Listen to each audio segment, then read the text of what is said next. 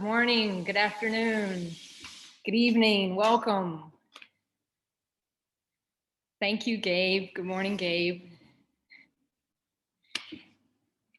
Hi, everyone. My name is Dana Merwin. I am the program officer with IDA, International Documentary Association.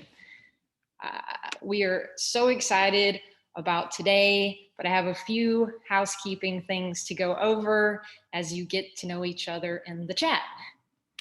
So today I am greeting you from the ancestral lands of the Ohlone people, also known as the Bay Area, California. And we will also be doing audio descriptions today. What are audio descriptions? Well, they are here to add to the experience for our visually impaired audience. More about that in the chat. So for instance, I'm a white woman wearing a blue shirt in front of a background that says, "This is live." Before we begin, also a few technical things. I am honored and happy to share the screen with our ASL interpreters, Gabe Gomez and Andrea Lust will be joining us, switching off. We also have live captioning, courtesy of Tina Dillon. So just click on that CC button at the bottom of your screen. And we have a live transcript available, which I think will be dropped in the chat as well if you want to access that. And if you're not able to stay for the whole session, that's okay, no shame. We are going to be posting this on the IDA YouTube channel later this week, so it is being recorded.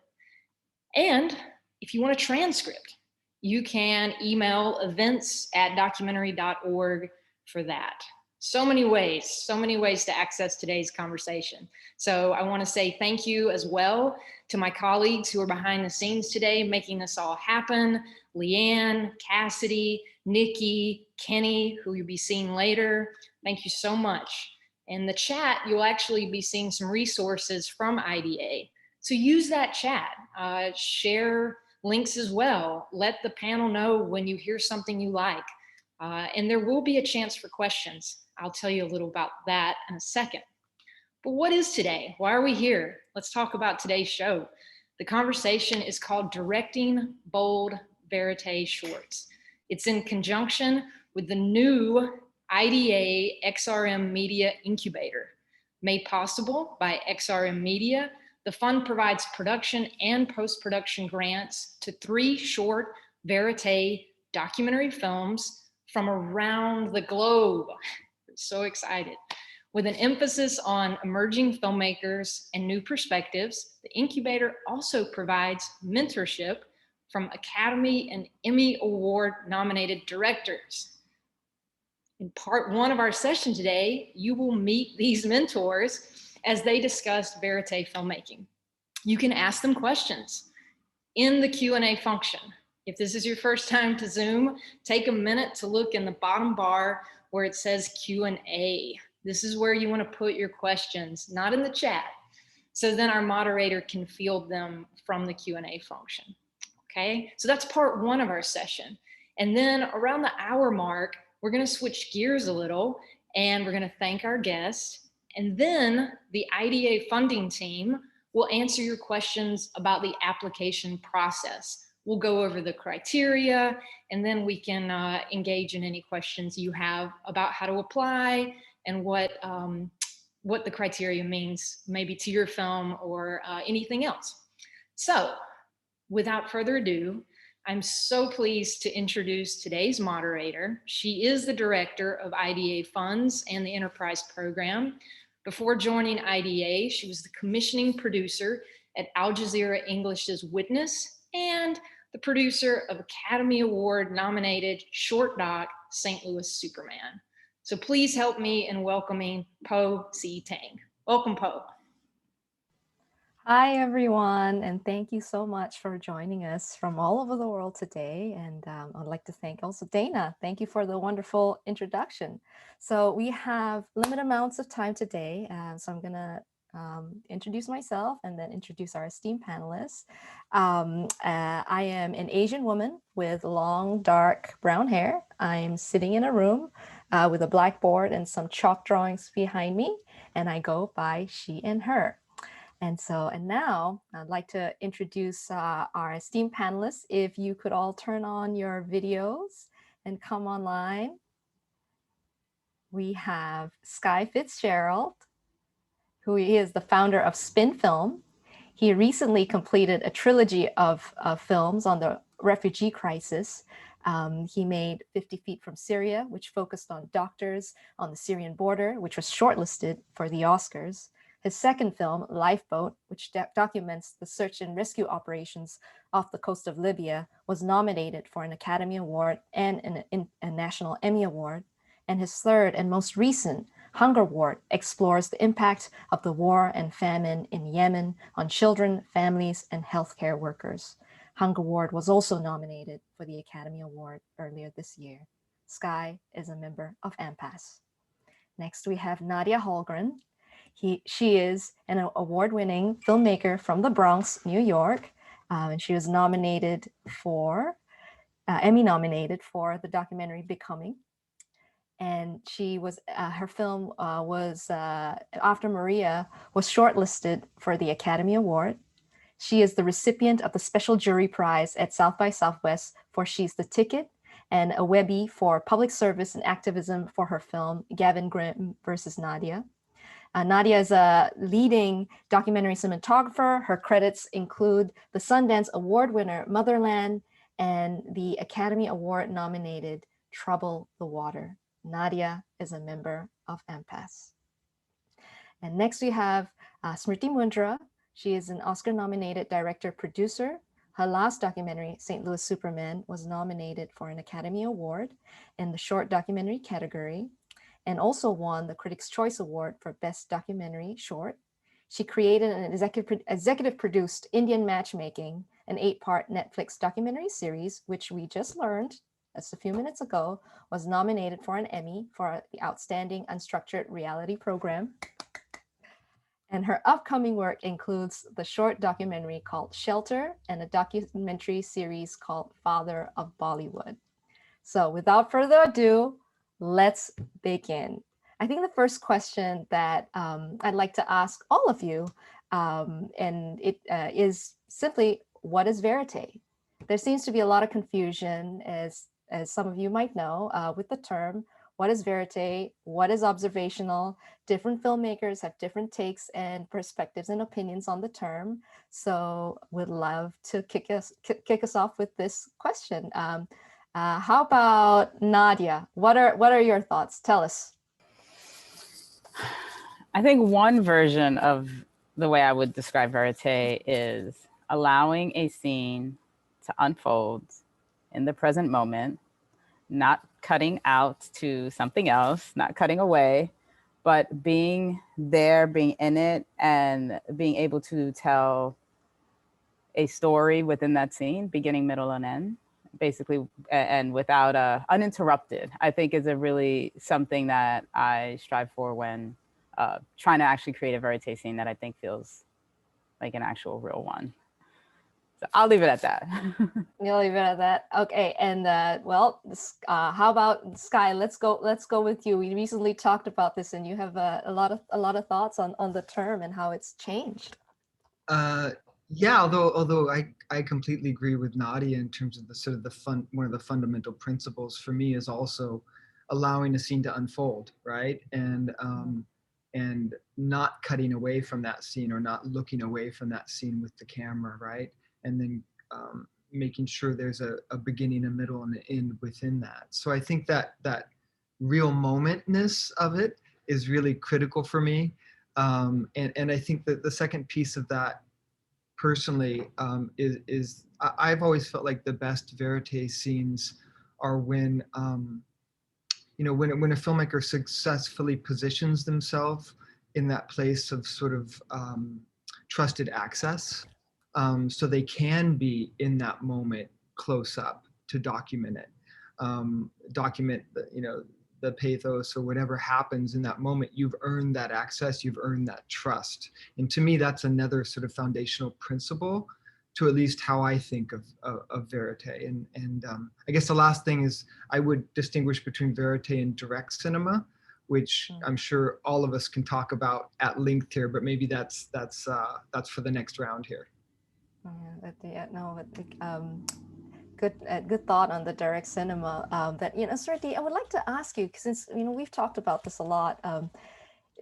What do you think is some of the challenges, especially for emerging filmmakers, when it comes to observational filmmaking, verite filmmaking? Because there seems to be quite a bit of confusion sometimes, and especially amongst the emerging makers. If you could share your thoughts on that. Yeah, certainly. I mean, I agree with the definitions that Nadia and Sky put forth about verite filmmaking. And I think now, in the current sort of documentary space, as documentary becomes more and more commercialized and everything, it's really an important thing to distinguish and understand, what's verite and what's, something that's a little bit more constructed, but still looks like documentary. I think one of the biggest challenges, interestingly, on both sides, whether you have a very well-funded documentary or you have, your resources are more scarce, is money, because money, is what buys you time, and time is what you really need for verite. You need time to be with the participants of your film, to let things unfold, to let the story take you where it will. And then ultimately, with all of that material, you need time to edit and find the narrative in that. And that's just a function of having enough time to shoot, enough resources to shoot. I think the more you can do on your own, if you can film yourself, even some of the time, if you can edit yourself, even some of the time, I think that those are like things that can buy you more time. But that's the biggest challenge. And even if you're making, something that's pretty well funded, I'm sure Nadia and Sky could speak to this as well. That's still a problem, because when you have, the more money you have to make your films, the more expensive those shooting days are, then the more controlled you have to be in terms of making sure you're getting material that's going to go in the film in each shooting day. So ultimately, I think the real magic of verite filmmaking, and the most elusive thing about verite filmmaking, is just investing the time to be with your participants and let the story take you where it's going to take you. Like all of you made such outstanding short documentary films. Did you always know that they were going to be short docs? Nadia, after Maria, did you always know that this was going to be a short doc, or had you envisioned something longer, like a feature, and then you decided to make a short? With After Maria in particular, we did know it was going to be a short doc. We knew that there were about 6 weeks that the families that we follow in our film had before something very critical happened in their lives, which was the government was going to decide their fate as to whether or not they were forced to leave these shelters that they knew as home. So we knew that there was, there was sort of this this beginning and this end of, the beginning was when we started filming, and the end was going to be in 6 weeks. So that film, we knew something dramatic was going to happen, and that we could create an arc on that. But there was a film I made called Gavin Grimm Versus, which was tells the story of the first ever transgender civil rights case to go to the Supreme Court. And at the time, the Gavin, who is the main person in the film, he was the person that was going to the court as a teenage trans boy from Virginia, and it felt like something that was just hugely historical. And when President Trump was elected, the first thing Jeff Sessions did in office was vacate that case. So we had been following it it was going to the court. They were doing all the mock trials, they were doing everything. And Trump's election was the thing that basically ended our film. So we ended up making a short. So those are, I think, 2 examples of like knowing your film's going to be a short, and then thinking your film's going to be a feature, and it ends up becoming a short. Back to what you said, Nadia, it just seemed like, especially for After Maria, like you knew you had this time.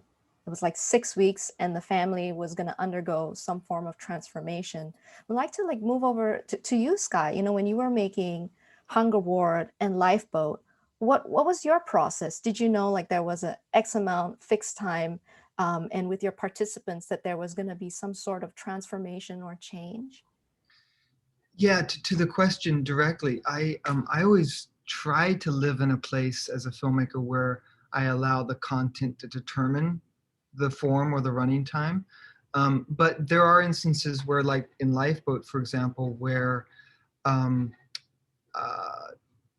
I knew from the outset most likely that it would be a short, simply because of the amount of time that we had to shoot the film. We had to talk our way onto a rescue mission, and that rescue mission was of a certain duration. So we knew we had so many weeks of shooting time. And I assumed as a director and DP that we probably wouldn't have the content to warrant a feature doc. So I kind of went in thinking of it as a short, and that was dictated because of those existing conditions within which we had to shoot the film, but also because we didn't have a budget for that film. So I knew we had one chance to shoot it, and only one chance.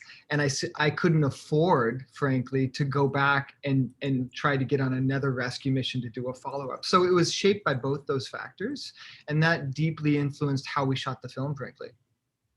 Yeah, and speaking of time frame and budget, I mean, Smriti, when you were directing St. Louis Superman, I mean, I know about it since I worked on it with you, but it would be great if you could talk about it, because similar to what Sky said, I mean, we had an limited amount of time and also budget. So how did that come about in terms of the process with limited time and funds?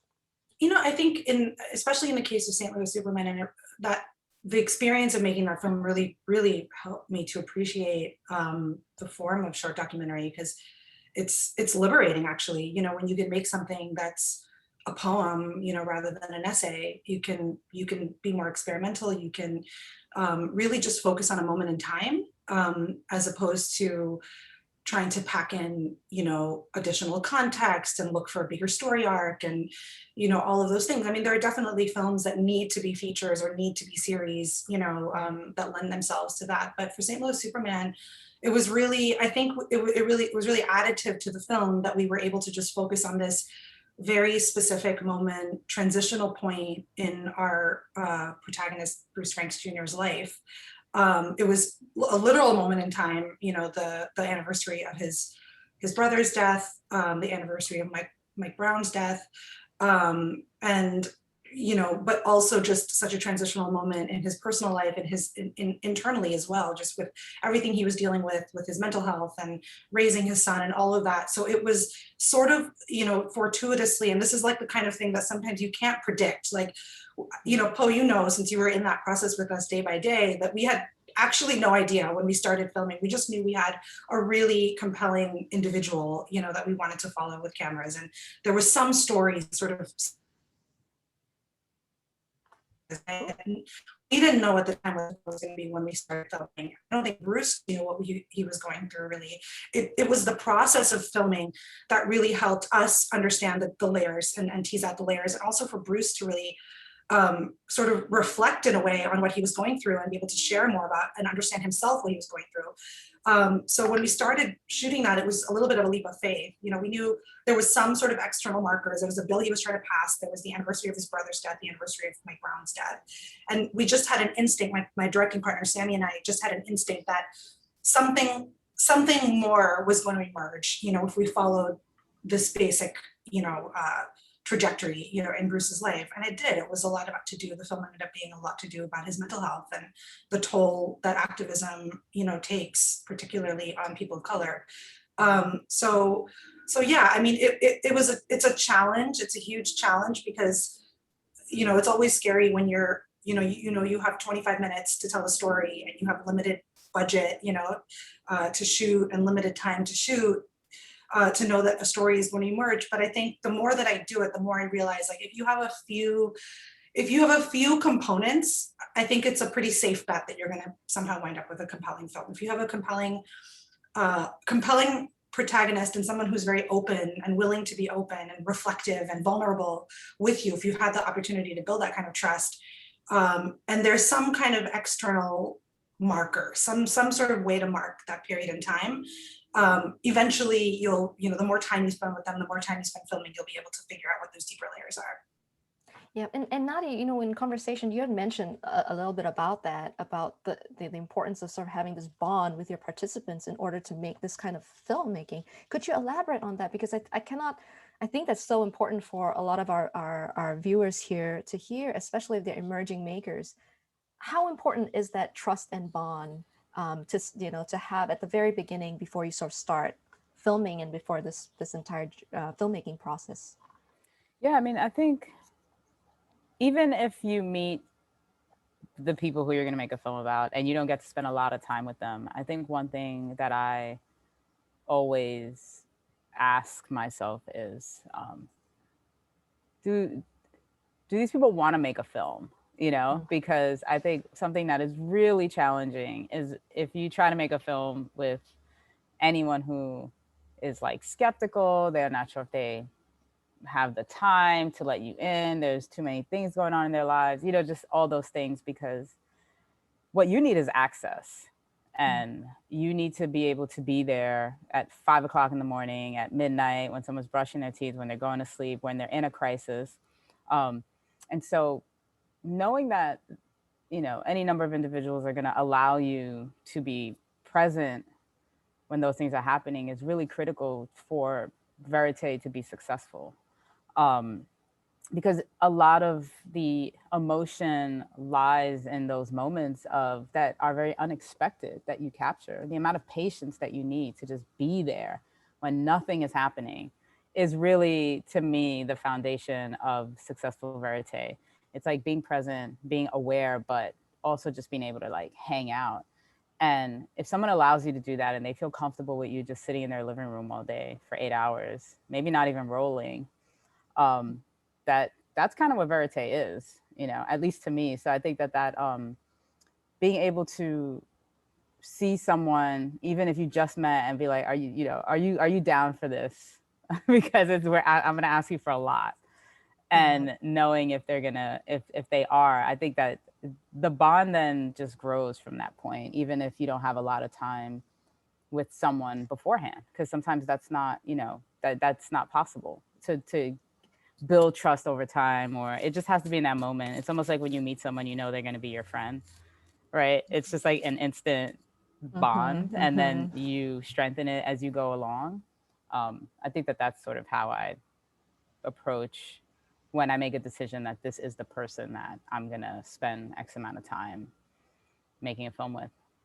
Yeah, and in some instances, like you know, because the participant is living in the same city, or you know, you're able to access them early on during the research or scouting phase for your film, that's great. But also in some instances, that is not possible, as many as all three of you would have experienced. I mean, Sky, when you were making both Lifeboat and also Hunger Ward, I mean, one film was out in the seas, and another film was set in Yemen. What was it like? Because because you had a X amount of time in those environments, like the X amount of time in Yemen. What was it like to sort of build the trust and bond with your participant? And were there instances where you felt like, you know, I would love to to follow this person, but he or she is not necessarily willing? And how did you go about that? Yeah, I mean, a lot of what Smriti and Nadia have said just resonates deeply with me as well.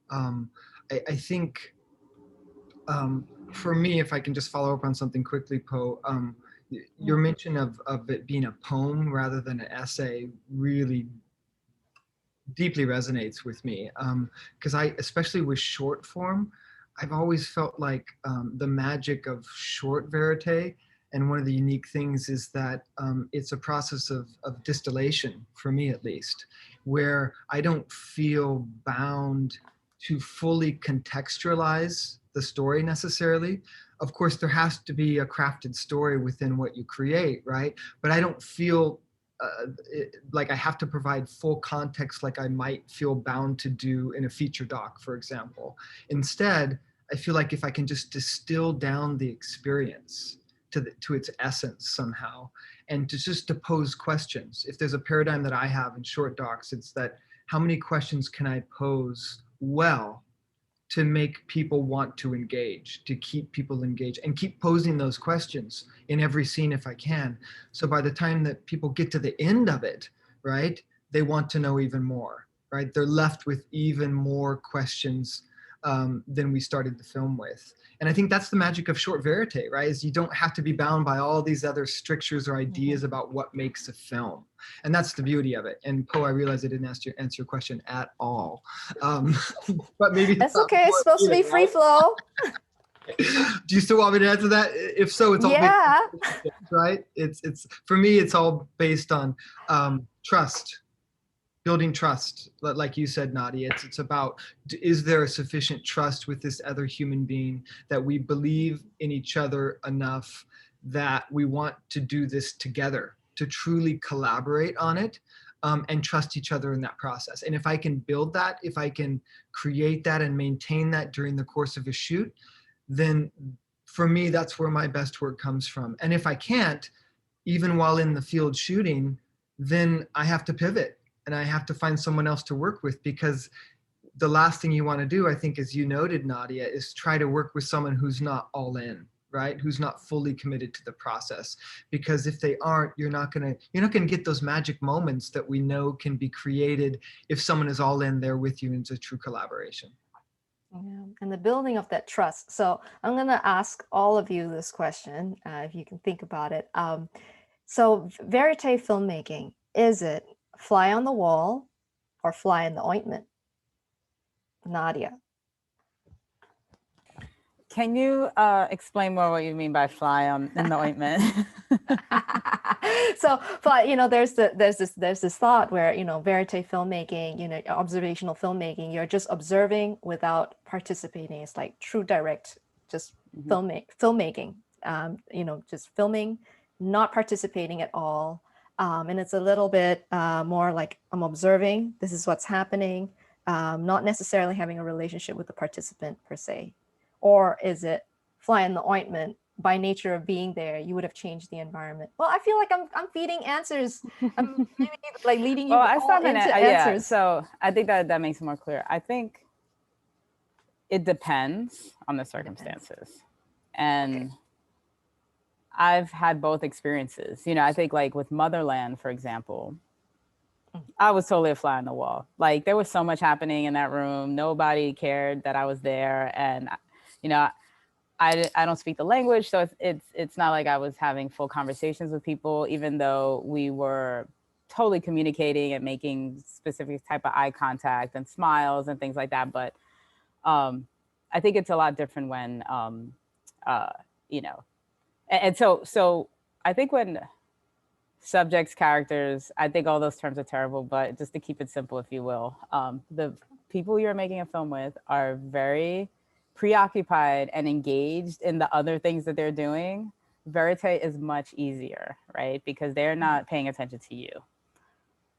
However, there are times when, you're making a film and it's you and your person, and you're driving in a car together, or you're, and it's so natural, again, as you build that relationship, that people want to engage with you. They want to talk, they want to address you directly, and whatever that, however that plays out with each person. So I think what I've learned though is that you can't control everything when you're making a film. And that is the first thing you have to accept, because you can't control anything really when you're making a film, except being there and being willing to sort of just flow with whatever's happening around you. So I think I've just come to a place where if I'm making a film and the person wants to talk to me, they want to engage with me, that's fine. If they're immersed in something that has nothing to do with me and I'm able to get those verite scenes, that's fantastic. But I try not to get myself too worked up about whether or not this is going to be a verite film. And if they looked at me or they said something to me, is this going to mess my scene up? And I think some of that stuff you can either work with in the edit, you can cut around it, or you can embrace it and just lean into the fact that you are there and that you are in some way changing the events that are unfolding, and that's also part of the process. Thank you, Nadia. And Smriti, what about you? What are your thoughts about? I think it's probably, mostly fly in the ointment. I think the best films have a little bit of a combination of both, where you are, naturally, I think by virtue of being present with the camera, like you're going to affect, the atmosphere around you, and thereby affect the actions of your participants. But I think in some ways, like in St. Louis Superman, I think that it was a great sort of, situation, because the process of making the film, and because we really looked to Bruce as a collaborator rather than just a sort of subject in the distance, and we had many conversations with him both on camera and off camera, and he, by virtue of being filmed and having his life, at that time filmed, he was reflecting on things in his own life, and things were emerging for him that he hadn't really thought of or considered before. And he was processing all of that, while we were filming. And that is really what guided what the film ended up being. So in that way, I think, being a fly in the ointment, worked pretty well, because of the nature of our relationship with Bruce, because of, his own nature and his desire to really process and reflect on his life and his experiences, especially with the couple of years prior. I think it sort of netted something that was maybe more truthful and honest than if we just dispassionately observed, from a distance. I sort of like to think, that as directors or as filmmakers, we sort of occupy broadly like one of three roles, when we're working with a participant, and it's journalist, therapist, or best friend. And I think they have like different benefits and different drawbacks, to it. Like sometimes, your job is to maintain a little bit of distance and interrogate somebody, in a nice, respectful way, but interrogate somebody about, whatever their beliefs or their perspective or their experiences and things like that. Sometimes it's, to be compassionate and be, build that trust and be a friend. And then I think in that mode, you really are sort of affecting, being more the fly in the ointment, type of thing. For me, the best mode is like that therapist mode, where you acknowledge that your presence is having an impact on the person, but the impact is more of that self-reflection, so your presence and the presence of your camera is creating an environment where they feel safe to process and question and reflect and be vulnerable. And you're capturing all of that sort of stuff, that's coming out. But it's very delicate balance to do that. It takes a lot of commitment, a lot of trust, it's a lot of responsibility on the part of the filmmaker, because when you're asking someone to really go there, when you're asking someone to open up wounds and be vulnerable and sometimes re-traumatize themselves for the sake of, that process, you have to be ready, to deal with what comes out of that, and you can't suddenly switch back into dispassionate mode, and, so I think that takes a lot of consideration. Yeah. And Sky, I mean, what about your thoughts? I mean, has it changed over time? Your thoughts about this? Yeah, it has actually. I think of someone like Frederick Wiseman. Think of a film like Titicut Follies, right? I think of that as like direct cinema, right? As pure fly on the wall, no intervention in the action, just purely observational. Whether that's accurate or not, I don't know. You'd have to ask Frederick Wiseman, right? Yeah, exactly. But I think that's different than verite. I think people conflate the terms a lot, and for me, verite is not fly on the wall. It's more like, I guess I'd say it's more like praying mantis in the ointment, right? If you think of a praying mantis, right? It's a very active creature, right? It's a creature who's always busy, always working. And I think, yes, you're sort of stuck there in the moment, right? But it's an active being stuck, right? It's an active engagement with the scene as well. And I think it's important just to note that a verite doc, whether it's a short or a feature, doesn't necessarily have to be constructed completely of verite sequences, right? I mean, it's going to have verite sequences in it, but you can build scaffolding around it with B-roll and other contextual pieces. And I think that's something that we should just throw out there and state pretty clearly, that just because you're doing a verite film doesn't mean every scene is a verite scene that unfolds in real time. And I think that's just important to put out there. I don't think I've ever done a film personally where every scene has been made up of verite, right? Necessarily, I've had to sort of build other sequences into it just to shape the narrative. So again, I guess it's praying mantis in the ointment. Yeah, praying mantis in the ointment. I'm going to remember that and borrow that. You know, Anyone have a better term for B-roll? well, That's like the what? one I can't Sorry, say figure that out. again. Does anyone have a better term for B-roll? That feels like, Yeah. That is a bad term, isn't it? yeah, I don't like it. And all of Secondary you footage. secondary. All of you watched probably like hundreds of short films, verite films. I'm just wondering, could you tell us a little bit about your thoughts on finding the emotional arc for your film? Because I think, especially for a lot of emerging filmmakers, having worked with so many as a former commissioning editor, a lot of times some of these short films, especially when I get to see it in the rough cut stage, it's all flat. There's no arc to it, and part of it also probably because there's no transformation happening for the subject or for the community in which the documentary filmmakers of filming. Can you tell us a little bit about finding that emotional arc, Nadia, for the films that you've made? Did it just happen, or was it you sort of guessed that this, like, something is gonna happen? I think you have to believe something's going to happen. That's the only thing that makes you get up every morning and get out there and just do the work, right? So you have to have that belief and put yourself in a situation of a story that something's, like, there has to be some stakes within an individual's life, or they have to be at some crossroads, or just something that has these elements of storytelling that make us excited. The way I try to find the emotional arc is by my own emotion. So again, for me, verite filmmaking is really, it's an extreme test of patience and just being willing to show up and do the same thing over and over and over again with the faith that that moment is going to occur. And when I sort of, the way I like to describe the moment when it's going to occur and how is that there's an energy that sort of starts to swirl around the room or something when something is about to happen.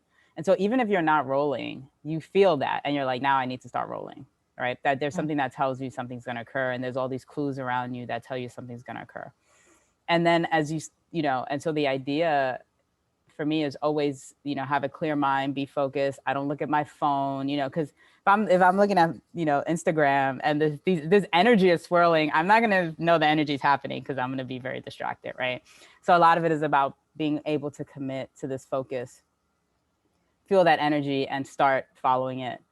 And then when it happens, I think for me, I really leave myself open to feeling emotion. And, whether it's like butterflies or a little tear welling up, or actually just, it makes me cry or something, I'm like, that's it. That's our movie. Like that's going to be in the film. That's the thing. And so I think it's really important for me to just leave myself open to that. And when it happens, you just know it, it. And again, it's like with Gavin Grimm Versus, I think that's a great example of me being like, I have no idea when this is going to happen. I just really didn't. I didn't know if it would. And I think like one of our last days of filming, it did. And so much of it is the documentary gods and believing in the process and knowing that you have to keep showing up every day, even if there's no indication that you're going to get that thing that you need. Yeah. So much of it, I guess, sounds like, you have to leave space and have space for what is not known and to be open to the process. But also, I having seen all your work, I think a lot of you also already do know certain things about the environments that you're going into and the potential maybe journey, that there's a potential interesting journey with the subject participant in your film. Smriti, can you tell us a little bit about St. Louis Superman? Because there was maybe a little bit of a arc or a thought or a thinking process behind it, and then you decided to follow Bruce at that time. Yeah. Yeah, I mean, I think Nadia said it perfectly, where it's a balance, and Sky, the combination of what they just said is really, I think sort of a guide, to making verite films, where you need to have some sense of what's happening externally, and as a director, I think you need to be able to recognize, like, you're sort of building the puzzle in your head as you're filming, right? So you're like, okay, this is, as the story evolves, like, these are the additional pieces I need to tell the story, and keep that in mind and start building that list and capturing that material, to build, like as Sky said so perfectly, scaffolding around those magical moments that where the documentary gods are smiling at you, that you capture. So for St. Louis Superman, we knew we had an external arc of Bruce trying to pass his bill, which actually we didn't have any access to that process, really. We couldn't actually film on the floor of the House of Representatives, so we couldn't film any of the actual process of him working to get that bill passed. So we pulled what we could in terms of material, literally like the C-SPAN footage, of him presenting the bill, and then we knew that there was going to that bill, that the effort to pass that bill, and the very nature of that bill, was going to require Bruce to really, tear open some deep wounds. Talking about the loss of his brother when he was a kid, the violence that he's experienced, in his own life, his anxieties around raising a young son, a young Black boy, all of that stuff, and the upcoming anniversary of Mike Brown's death, which was such that experience was so formative, in his life as an activist and a legislator. So we had these ideas, when we went into filming with him. But beyond that, it was just a process of trust. It was just a process of being there, physically being there. And we shot maybe 60 hours of footage for what ended up being a 28-minute documentary, and it.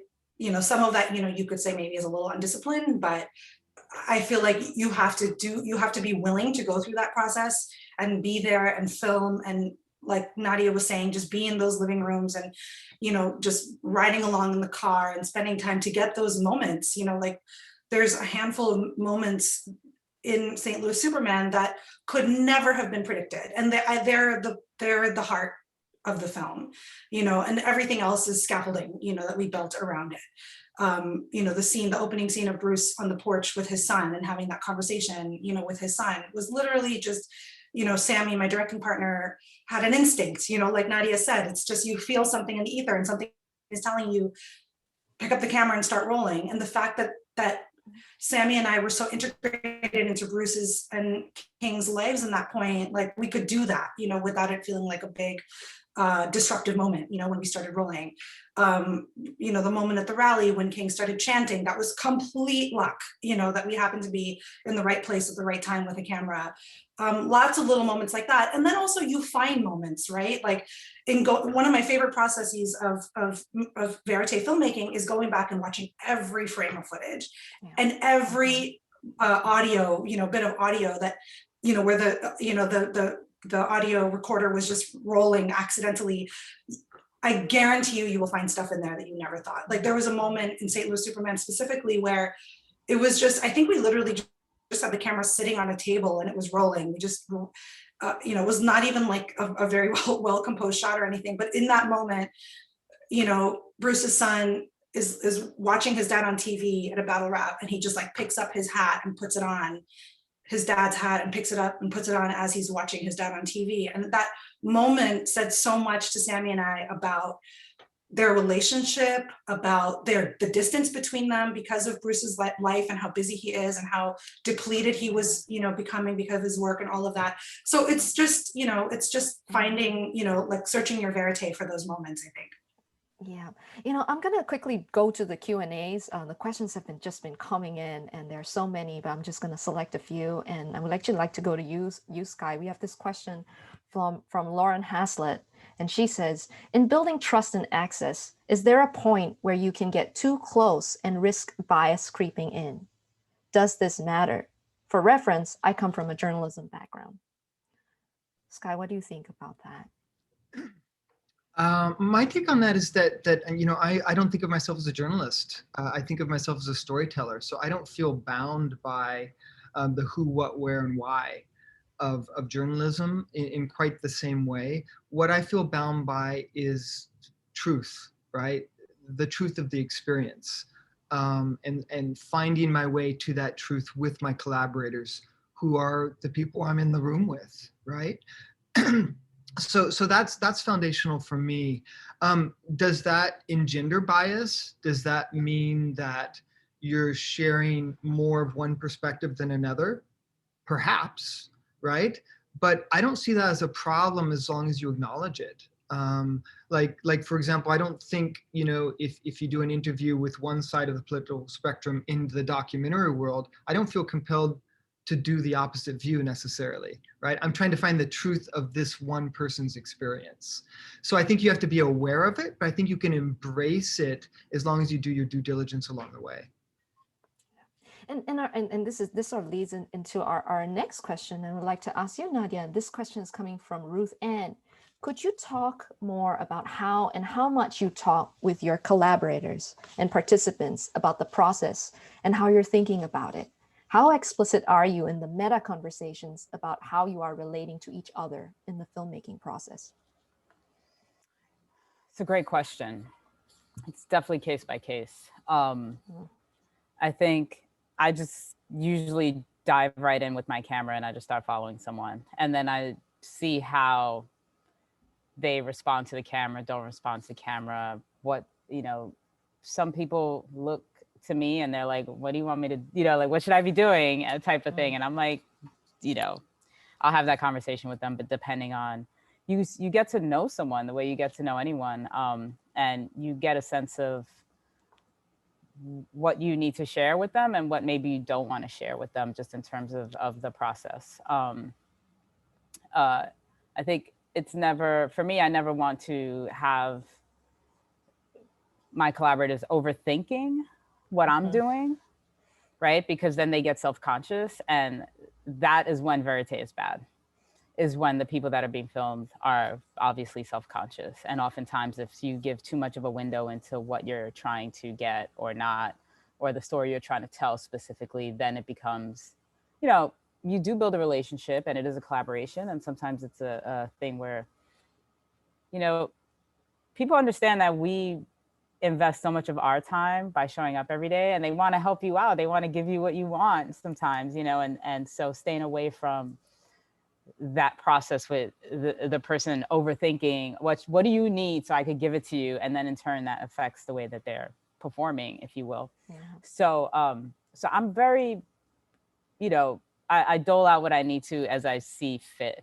I think towards the ending, sometimes you have to be like, we need this because this is the story. And how do we get that? Sometimes you need to collaborate up to that extent that says, like, what are some circumstances in your life that are happening right now that I don't know about that could tell this story that we're looking to expand on? So I think it's just being very careful not to give away too much, but also to know that once you get to a place where you need to focus what it is that you're doing, that you're able to manage that with your collaborators so that it feels very natural, but you need to finish your film too. There's not like this, we need this one thing and we're just gonna wait forever to get it. Sometimes I think being a director is nudging things in a direction that you need them to go. For sure. We have actually a very good question that's come in. It's from Fitri Amir, and Fitri asks, and I'm going to point this ask you, Smriti, if you may, to answer this question. And I'm sure all of us have encountered this in our filmmaking. What should you do if the person you filmed changed his or her mind halfway, don't want to be filmed? What do you do, Smriti? Ooh, that is the fear we live with constantly as documentary filmmakers, especially verite filmmakers. Um, I think, okay, so I think there is probably a series of steps you can take to course correct, understanding why somebody doesn't want to film, giving them space, respecting their wish, for privacy or whatever it is that they need. And then staying in touch in a non-intrusive, non-annoying way, so that way you could try to get back in. And then, when all else fails, and this has definitely happened to me, after investing 2 years in filming with somebody, at a critical point, I sort of lost access to somebody. You go back and you look at what you have, and you look at the story you can tell from what you have. And sometimes you can think creatively in terms of bringing, if you need more material. Oftentimes I would say, I would not be surprised if 7 times out of 10 you have enough material to tell some kind of a story, whether it's pivoting to making a short doc, or or you just sort of have the pieces you need, to sort of tell the story you need. And sometimes it's, you get creative and you think, okay, maybe I add another participant, to the film to balance, and complete the story, or pivot to a different format, make it a short film. I think it depends on the footage that you do have. But I think there's really not, for me, it's never an option to like resort to legal action or anything like that, I don't think anything good comes from that, especially if you're dealing with real people, so to speak, people who are unaccustomed to, being filmed and, are not sort of in that space. They're just people living their lives and going through struggles and, doing the things living the life that first attracted you to making film on them in the first place. I think if they decide that they don't want to be filmed anymore, you could hopefully you've built enough of a relationship to continue the conversation and get back in with them. But if you can't, you can't, and you sort of work with what you have. Yeah, I don't think making it litigious or contentious yields any kind of good result, because you're going to ruin any trust that would have yielded you anything beneficial in the first place. And you can get creative with B-roll. I know there's better terms that are being thrown out for B-roll, but you can get creative with the other elements of documentary, besides access verite, to try to tell their story. We have so many questions coming in, and I feel so bad having to like pick and choose which ones, but I think this question from Jim Jackson is really important, and would love to point it to you, Sky. And the question is, have you ever realized after the fact that you totally missed something, what was going on? It's so essential for your shoot. How did you address it or recover it? Your thoughts? Oh, that is a great question, actually. Let me answer while I'm thinking through it. That's possible. I think for me, because one of the foundation principles for me in verite and just in filmmaking at large is that the image is primary. And apologies to all of the sound folks out there, because this isn't necessarily how we think about filmmaking sometimes, but I really am driven by the image, and especially in the field. So sort of to what Nadia was speaking about earlier, about how in the moment when you have something important, right? When you have something alive that's unfolding in front of you. And so I'm always driven by the principle of the visual. But it takes 3 forms for me. So, Poe, you and I were talking about this several days ago. I think of the first creation as my conception of what I think this film is going to be before I film it, right? Mm-hmm. But then you find yourself in the field, and by necessity, you have to pivot. You have to evolve based on what you discover and continue to discover, right? And it's those moments you were talking about, Nadia, where something happens suddenly and it's alive and it's going to make it into the film.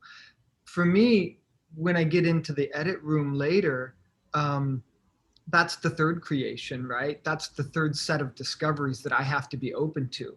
Because just because I thought I captured something in the field doesn't mean it's going to read exactly as I thought it occurred, or we actually captured it in a way that I thought would read.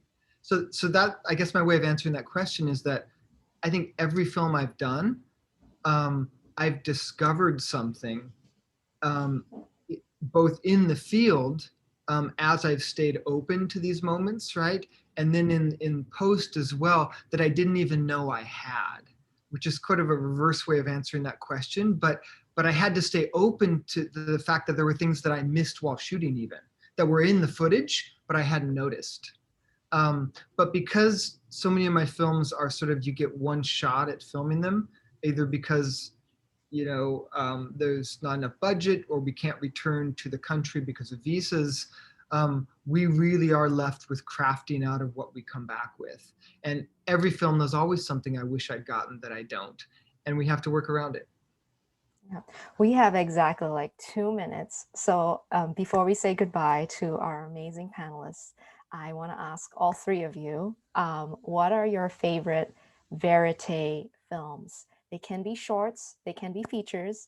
I'm going to start and give you all some time to think. My favorite are Lifeboat, Hunger War, After Maria, and St. Louis Superman. Okay, Nadia. That was too easy, Poe, for you. Come on. I have to look at my list that I sent you. It's because I never remember offhand, but I'll do my best.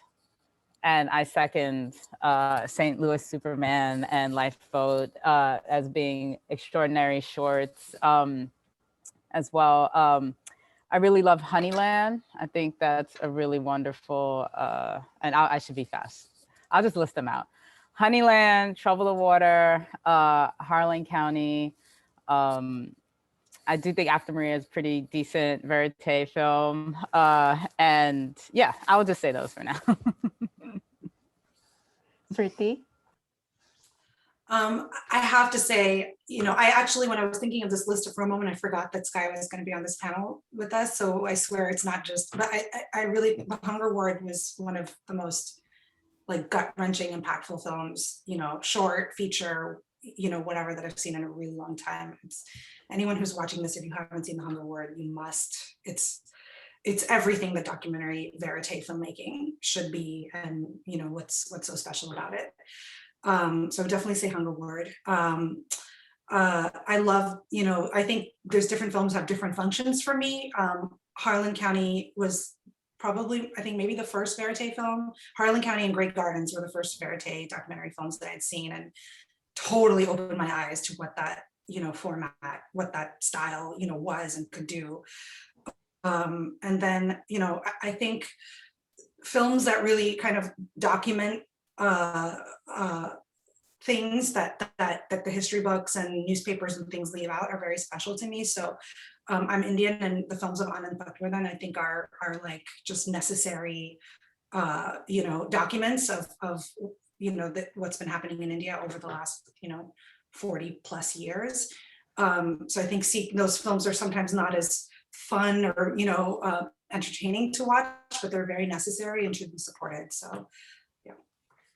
Sky. Oh, you're on mute. You're on mute. There we go. I'll go very quickly. So in addition to everyone's films who are here on this panel, I think there's a film called A Captured Woman, a 2017 Hungarian doc, where one woman documents another woman who's undergoing modern day slavery, that just blew me away. It's a single camera doc. El Infierno, which is a 2019 short doc about a prison in Sierra Leone, is just fantastic. Immortal, Gleason, Children Underground was one that when I watched children in Eastern Europe huffing paint, I felt like I was there, and it just made my heart hurt. S21 Khmer Rouge Killing Machine by Riti Pan. I could go on and on, but those are some of my top 10. Oh, those are such strong, powerful films. So for all those watching who are applying for our IDA XR Media Incubator Fund, like, look up these films. And with that, I'm going to say goodbye to our mentors, Sky, Smriti, and Nadia. I'm going to thank you so much for joining us and for sharing all your wisdom today. Really appreciate it so much. I've learned a lot, and I'm pretty sure our audience have as well. And I'm gonna now pivot to our grants team. So all of you watching, don't go away, stay on, because they're gonna answer a lot of questions about the grant and the fund specifically. So with that, I'm going to bring on and introduce my colleagues, Dana Merwin, Program Officer at IDA, and Kenny Brown, Grants Coordinator at IDA Funds and Enterprise Program. Another round of applause for Poe. Amazing job moderating. What an exciting, insightful conversation. I learned so much. So thank you, Poe. Thank you as well to XRM Media for sponsoring this grant and for this conversation, and for, again, Andrea and Gabe. Wonderful job. Thank you. And Tina in closed captioning, and all of our colleagues here at IDA.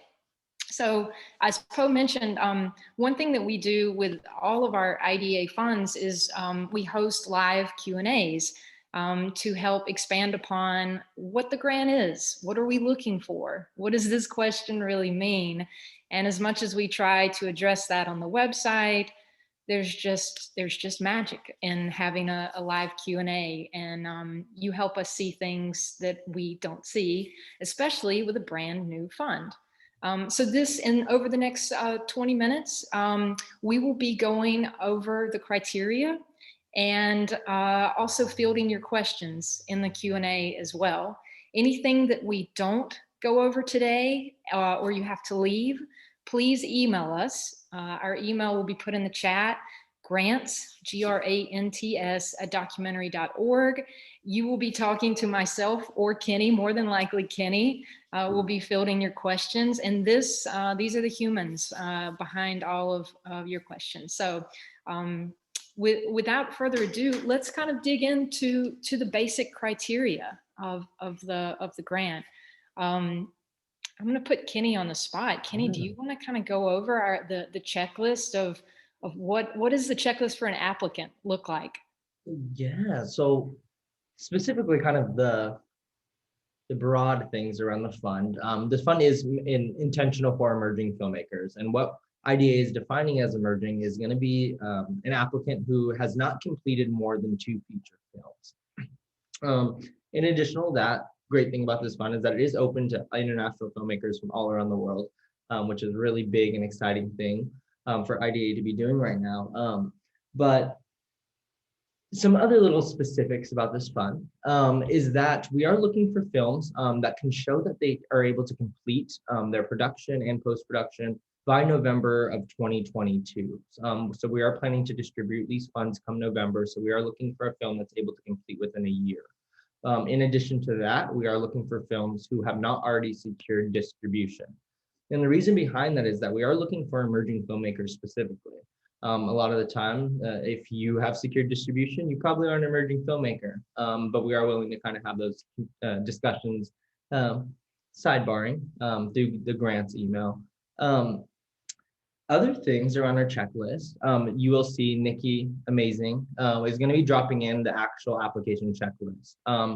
You'll see that this checklist will be done in a PDF format that will be uploaded to Submittable. That is going to be our application-based platform that we use. So you'll go ahead and before you actually log into Submittable, you'll go ahead and prepare everything in a one sheet. It's not actually one sheet. Let me correct myself. It's a couple sheets. But it'll be one file that you'll go ahead and upload in addition to your budget and a few additional questions through that Submittable application. In addition to that, a lot of questions that we kind of filled are around the work sample of this fund. So for a prior work sample, we want to make sure that you've at least completed some sort of nonfiction documentary film, at least 20 minutes in length. But Now, this nonfiction film, Kenny. Yeah. It Correct me. specifically has to be a previous work that is verite. Correct. Now, to kind of specify that, the whole entire film, for instance, if it's a feature film, it does not need to be all shot completely in verite. But we do ask that your prior work sample does highlight your ability to approach that type of filmmaking style. When it comes to your current work sample, our suggested length is going to be around 5 minutes that we are suggesting that you do submit. And that is going to be a interview or a scene, a select, showing your kind of main participant of the film, the person that you are hoping to follow and watch unfold thematically. Kenny, what if I have like a 20-minute, 30-minute, I have a 30-minute string out. Do I have to cut it down to 5 minutes? Is that what you're saying? No, thank you for bringing that up. I appreciate that. So we don't want filmmakers and applicants to spend extra resources, extra money, extra time to go ahead and cut down that work sample. We do want to advise you guys to let you guys know that we only ask our reviewers to watch up to 15 minutes of that sample. If they choose to watch more, they're more than happy or more than welcome to. But at the same time, no, submit it. We'd love to see it. And we want to make sure that you're not spending any extra resources to make that suggested 5-minute length, but we want to make sure that we're at least seeing some substantial amount of work. That's great. That's great. Maybe we should look over to our Q&A. I think we already had some questions from the audience that I tried to maybe integrate as we were talking. Sue did ask, for this fund specifically, do projects need to be character driven in a conventional sense of following one protagonist closely through a story arc? Or would a non-narrative ensemble-based approach be acceptable as well? Poe, what do you think about that question? That's a good question. And I would say to Sue, think about it. You only have 40 minutes, up to 40 minutes. And this is what I ask of all filmmakers, when they're making films for shorts, especially if it's observational and verite. Do you want to go wide or do you want to go deep? If you want to go deep and really explore a lot of things with a specific participant, maybe there's not a lot of time. So then maybe you want to, just choose one, maybe two film participants at the most. But if you want to go wide, then you can have as many participants as possible. So it really depends on you as the filmmaker on what kind of film you want to make. Well said. Well said. The follow-up, not follow-up, the second question we hinted at in the criteria. Shirley's asking, if my previous film is not strictly a verite film, but my current project is, am I eligible to apply? Should I take that question? I'm curious because we're as Kenny said, we're looking for filmmakers who are emerging but have a track record of this this format. So how would you expand upon that, Poe? I would say definitely apply. I mean, if you have a previous work sample that doesn't really showcase verite, put that in. It's what I'll say to filmmakers that are applying for this grant. It just needs to show that you have the ability to craft a story with some sort of arc. And in the current work sample, ideally to show that you have access and that there is going to be some verite. That said, because we're not asking for much with the current sample, it can be an interview, it can be a string of scenes. Just put in your best, and our reviewers will take all of that into consideration. Please apply. Great, thank you. Then we have a question from Ahmed. To unlock some potential funding, it became imperative for us to get a distributor on board. Can we still apply to the fund? Unfortunately, because this fund is truly to support emerging, and I totally understand, how it's important to get some form of funding and distribution, even especially for filmmakers. But specifically for this fund, we're only at this point able to support films that do not already have distribution, in being true to our mission of supporting emerging filmmakers that have not had and currently do not have any support for their current films. Great question, thank you. The next question is from Api. The question is, I'm going through immigration now. Am I still eligible to apply for the grant? I'm from India, but currently living in the US. Ooh, let me answer this one. It's exciting. Yes, of course. Yes, it's very exciting for IDA to be able to now fund international filmmakers, no matter where you are around the world. We do want to disclose, though, that depending on your actual citizenship, it will depend on the actual withholding tax-wise of the actual fund come disbursement. But no, absolutely apply. And we hope to support filmmakers from around the globe. That's right. And speaking of amounts, this is a good time to pause and say 3 films will be funded at 25,000 US dollars each, in addition to the mentorship. What does the mentorship involve? Is maybe a question I don't see in the chat yet, but since we just had these amazing mentors here, what is their role going to be in this fund? Happy to take that question. So in terms of the mentorship, there'll be 3 grantees, and each grantee will be paired with one of the 3 mentors, Sky Fitzgerald, Nadia Holgren, and Smriti Mundra. And what the mentorship really entails is at a one-on-one conversation, at least 1 conversation per month, can be by phone, all up until end of your production. So ideally, it would conclude by the end of 2022. And so that's what the mentorship entails. I know there are no specifics really, on what kind of mentorship, like what kind of guidance are filmmakers going to get. And that's simply because what kind of films are filmmakers going to make? So each film is going to be different. Each filmmaker is going to be different. The challenges that are going to abound from each film is going to be different.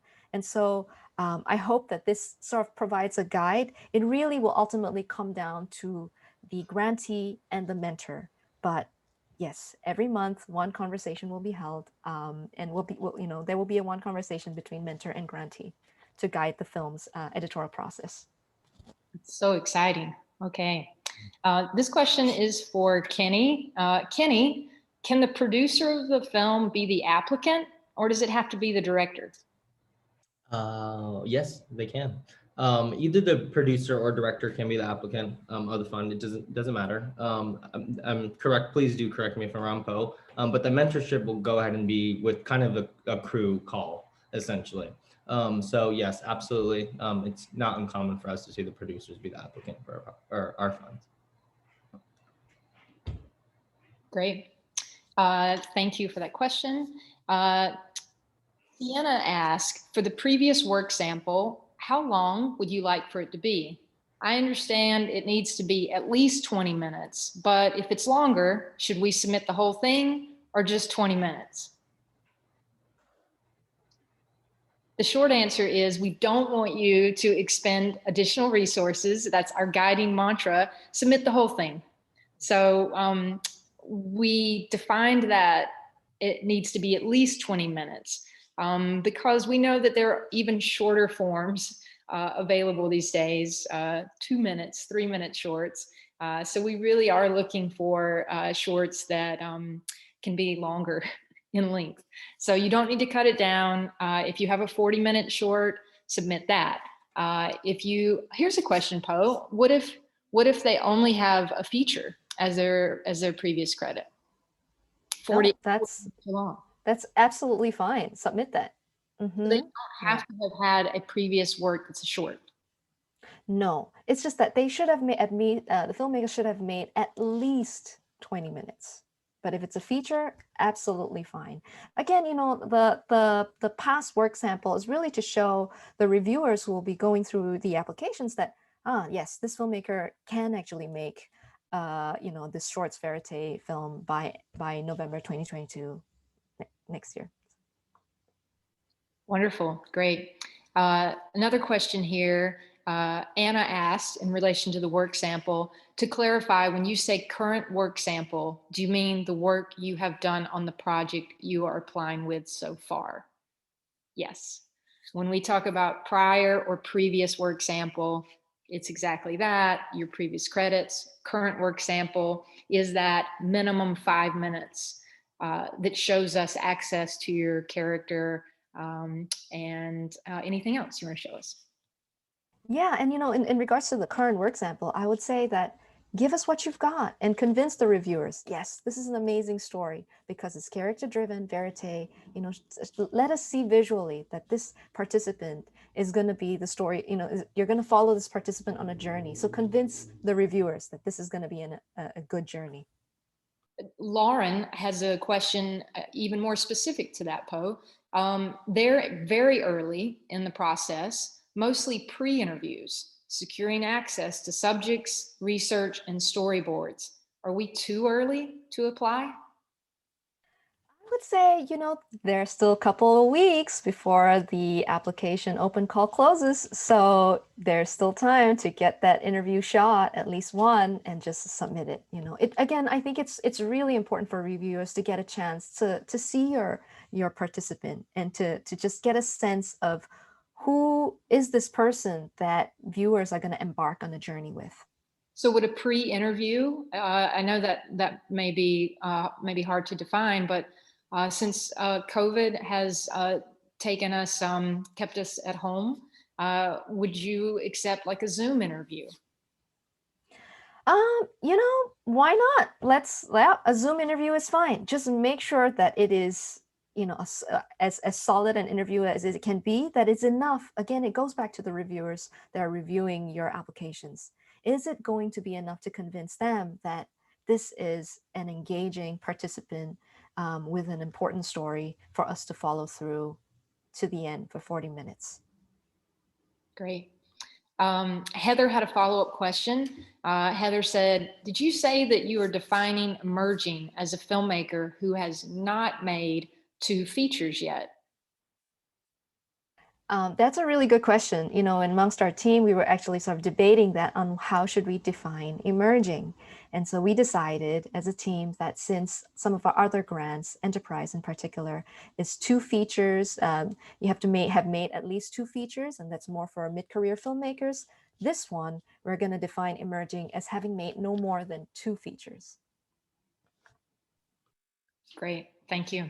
Erica asked, will this grant be available next year?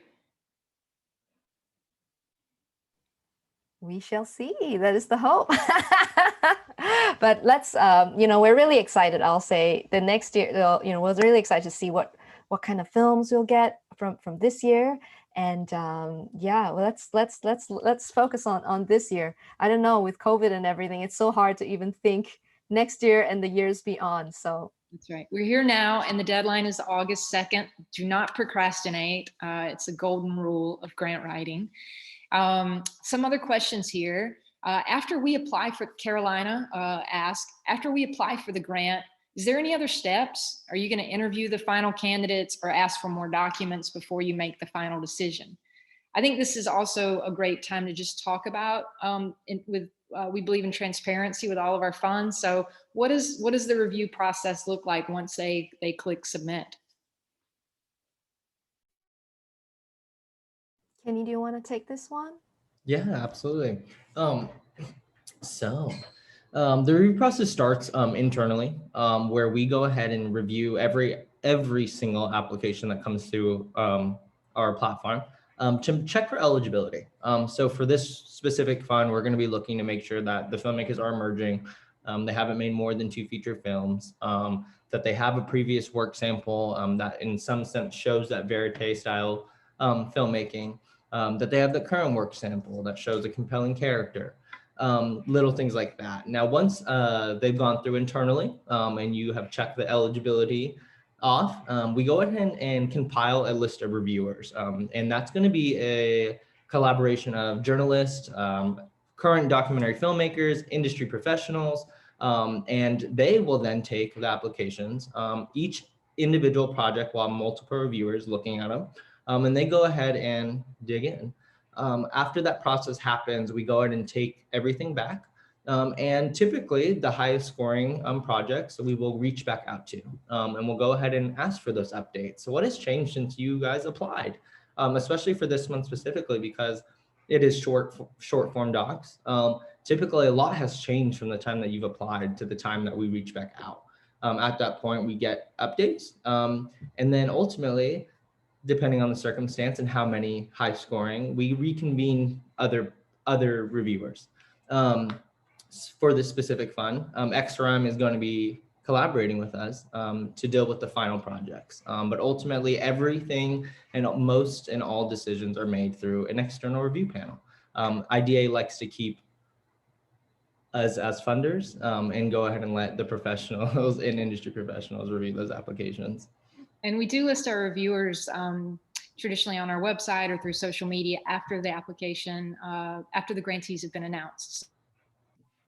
Sorry, so they can remain confidential during the process, but then we let you know who's involved after. So many questions. Okay, I want to try to speed up to answer them. Somitab asked, what if the producer has the previous credit, but not the director? Does everyone on the team need the previous credit? Dana, why don't you take this answer? Oh, Kenny looked so excited to answer. I was going to defer to him. So, yeah, go ahead. Yeah, no, I love answering the questions where it's like, yes, absolutely. Yes, absolutely. We just want to make sure that somebody, either the director or producer, does have the experience and can show their experience in completing a project. So yes, apply. That's in conjunction with Emily's question. We are 2 directors. Can we provide 2 previous work samples?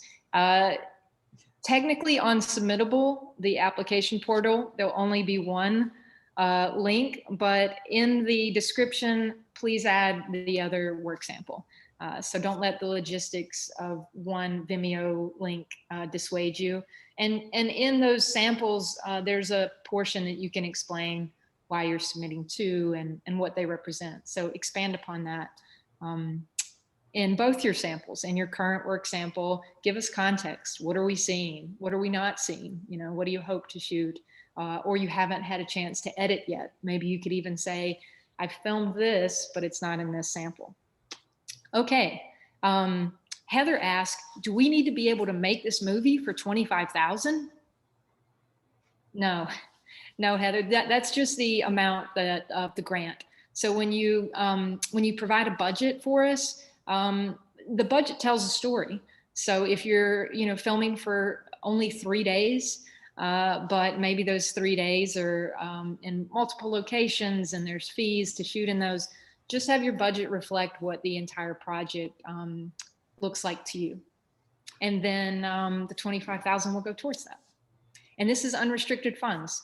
We do want the project to be in production or post, but they can be used for current funds or funds you need to reimburse or recoup, and always pay yourself.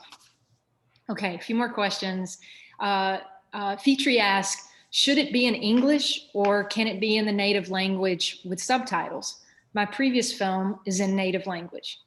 Great question. We are really excited about this being open to international makers. We do ask that the written application be in English. We are very understanding if English is not your first language. We are so excited to see proposals from all over. So understand that our reviewers will be open to that as we are. Now for the work samples, the current work sample does need English subtitles. So we do ask that. And for the previous work sample, our continued mantra is to not expend extra resources. So if your previous work sample does have subtitles, we are very grateful, but we can't ask you to go beyond that, to go back to your work and add them. Anything you want to add to that, Poe or Kenny? To the question on films and being in other languages, please don't dub your films. Thank you. It should be in the language that the participants speak in, and so subtitles would be great.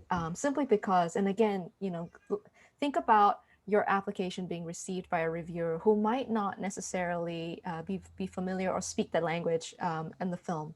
So it would be very important for them to be able to understand the conversations and the verite scenes and also the interviews. In step with that, we're also encouraging more filmmakers to try closed captioning on their current work samples. There's a service, rev.com, that my colleagues will put in the chat. It's a very affordable site that can help you with closed captioning. So we would encourage you to explore that in your current work. Sorry, speeding ahead. Juldana asked, I'm a student at NYU studying doc program. Am I eligible to apply or not, since my previous docs are student films? Yeah. I- Dana, could you take this question? Oh, sorry, Kenny. No, you're good. Yeah, no problem.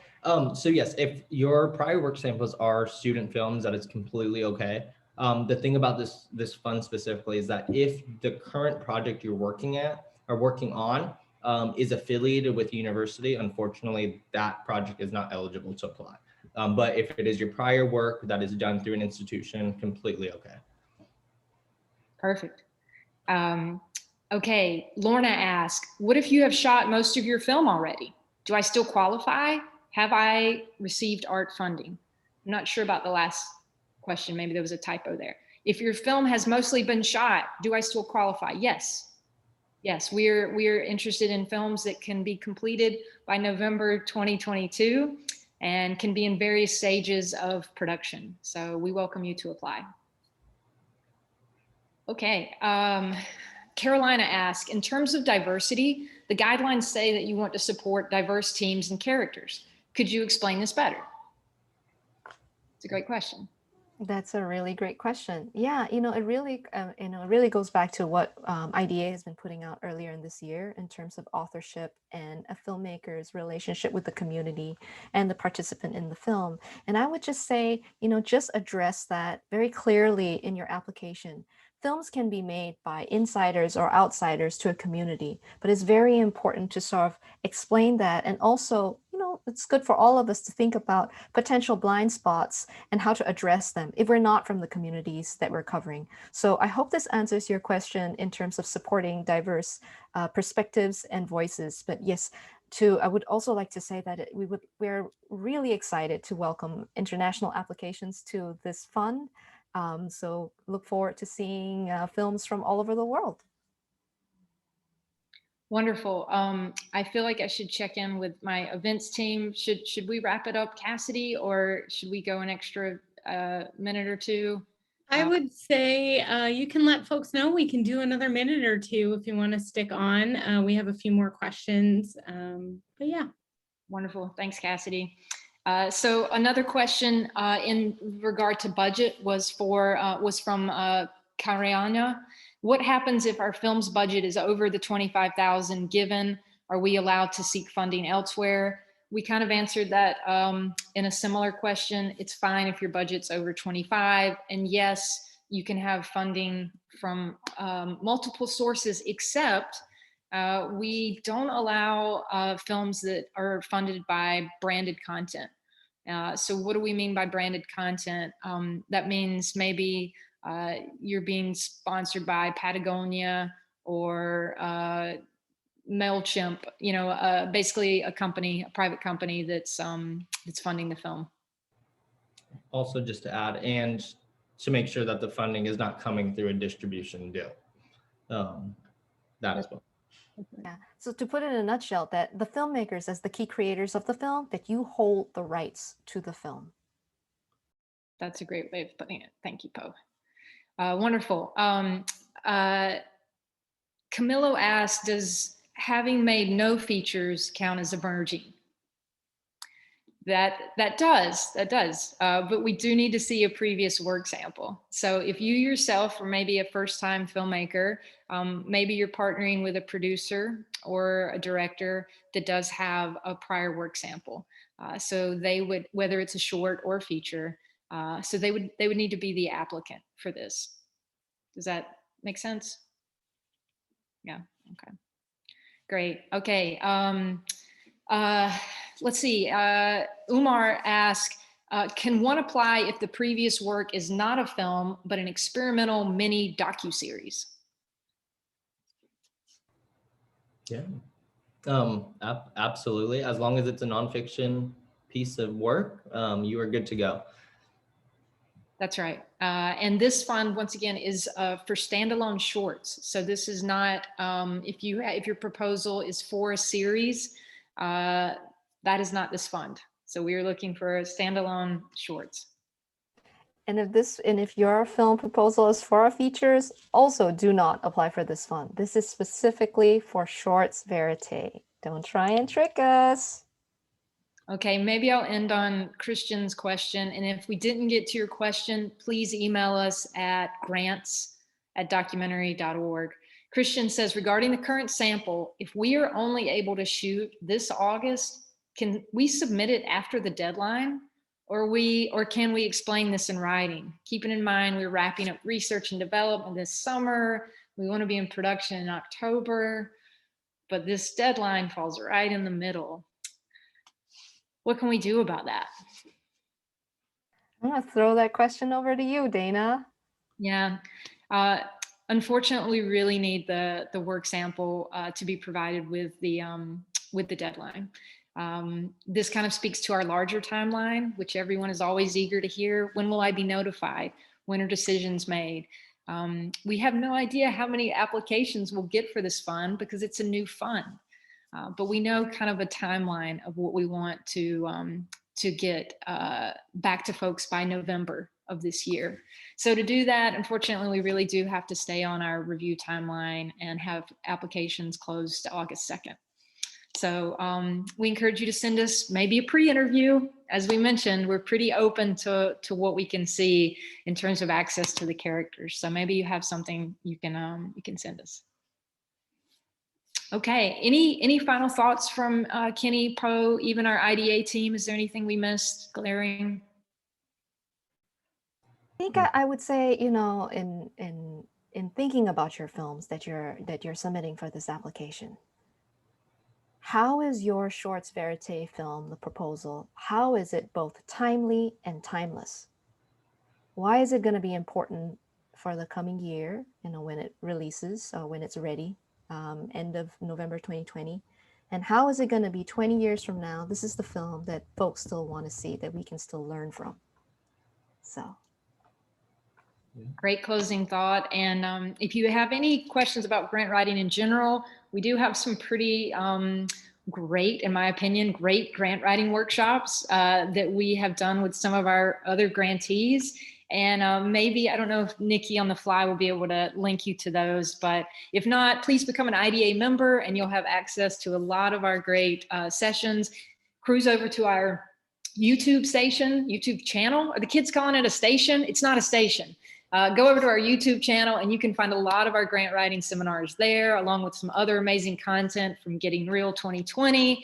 And in closing, thank you again to Poe, to Kenny, to Gabe, Andrea, Tina, Nikki, Leanne, Cassidy, everyone behind the scenes. Thank you, XRM Media, for supporting this fund. We can't wait to see who applies.